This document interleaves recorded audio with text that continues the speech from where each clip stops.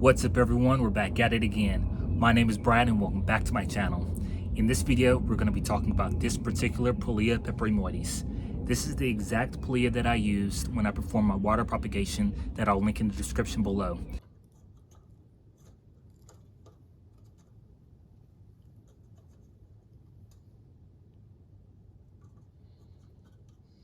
Alright, so now I'm going to change the angle so you can see what this looks like in the water.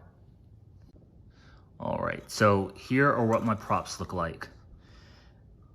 That water propagation consisted of taking pups from the Pilea stem and then putting them in water and monitoring the progress of the root formation, where I then took those pups and I put it in soil. So something really cool is actually happening to my Pilea right now that I want to share with you. This Pilea is actually blooming. So I'll do my best to show you what some of these blooms look like. So as you can see, I have blooms that are coming up from the stem of the Pilea along with the leaves of the Pilea. Blooming typically occurs when a plant is very, very happy, and this Pilea is just that. I have it outside where it gets full sun. When I say full sun, I truly mean full sun. I leave it outdoors, it gets about 6 to 8 hours of direct sunlight, and this is what has resulted in the blooming of my Pilea. Now, the Pilea is also fairly mature. This is currently its second year of growth, and this has also helped to result in the bloom. Usually what you see instead of a bloom is you'll see pups forming on your Pilea. So if you look closely, you'll see that I have pups forming all along the stem of the Pilea, and then I even have an offshoot right here that is coming from the main trunk. So I really just wanted to show what it looked like when your Pilea bloomed and what might cause that. Don't be alarmed. If you also take a look at this Pilea, you'll notice that I do have some yellowing leaves. There are two schools of thoughts when it comes to yellowing leaves. The first school of thought says, hey, if your leaves are yellowing and you want to make your plant, or in this case your Pilea, look as best as possible, just pluck that leaf off. The second school of thought says, well, instead of plucking your Pilea leaf off, why not just keep it on? Your plant is actually still taking the energy from this leaf, reabsorbing it back into the plant and using the nutrients to help push out new growth. I usually like to follow the second school of thought, so I'm going to keep this leaf on. Now, I do know that this leaf looks this way, not because of anything like pest or even scorch, but simply because the leaf has reached the end of its life cycle. So you might ask, hey Brad, how do you know that your leaf has reached the end of its life cycle? Well, in this case, if you take a look at the Pilea and you look at all of the leaves that have formed from the Pilea, you'll notice that this leaf is literally the lowest on the stem. And because it is the lowest on the stem, this indicates to me that this is in fact the oldest leaf on my plant. But like I said, I'm going to keep it.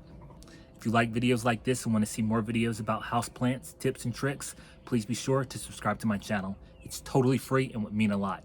Thank you so much. Now back to the video.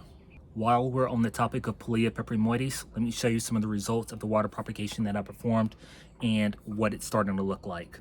So this is the result of one of the pups that I put in soil after the water prop. You'll see that for this particular plant or pup, it has now produced two offshoots. So the first offshoot is right here on the right side, and then the second offshoot is on the left side. Now, if you look closely, you'll notice that this is also blooming as well. You can see the bloom stalk is right here. So there are a couple of things that you can do when your plant begins to bloom. You can either pluck the bloom off, because blooms do take an incredible amount of energy, or you can keep the bloom on.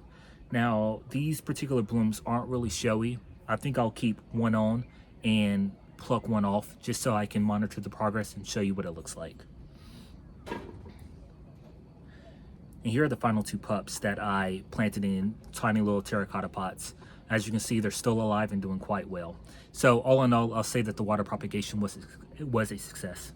And finally, I want to give you an update on my Philodendron White Knight. So I was curious to see what would happen with the Philodendron White Knight if I decided to put it outside. The reason why I wanted to put it outside is because I wanted to see if it would increase the variegation, and I also wanted to see whether or not it would survive.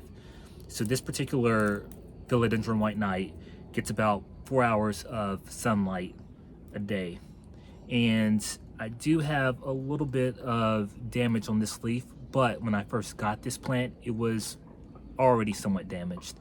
But I do have a new leaf forming, which is really exciting. This leaf will have most likely slight variegation, but when it fully unfurls, I'll be sure to post an updated video so I can show you what it looks like. So those are the two updates that I have for you on my Pilea Peperomioides as well as my Philodendron White Knight. I hope you enjoyed this video, and I'll see you on the next one.